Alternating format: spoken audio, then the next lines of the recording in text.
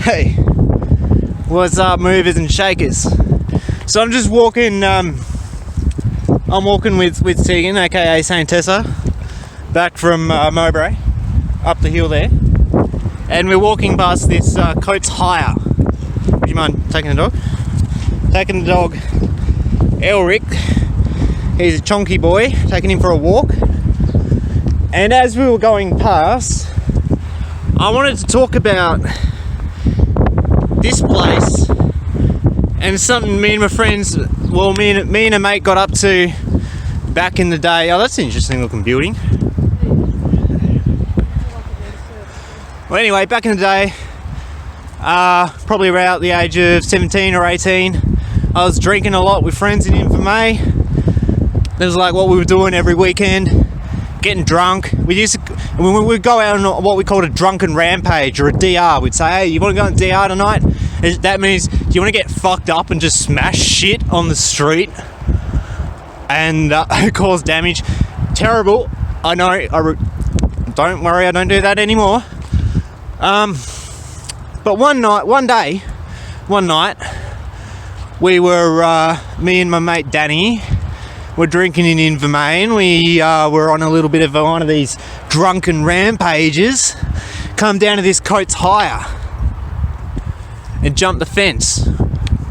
Now there was a lot more machinery in there, I think, or maybe I was just drunk and I'm just remembering it that way. But like the keys were in everything, and so we started driving around these boom lifts, scissor lifts, and these ones. You can see they get pretty high, right? So we're fucking around in all this machinery. I climb up. Danny actually lifts me up into the air on one of these fucking things.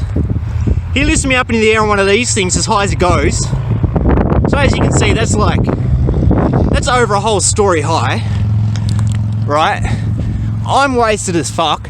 He's at the bottom driving the controls, and I'm getting flung around in the air like a fucking rag doll.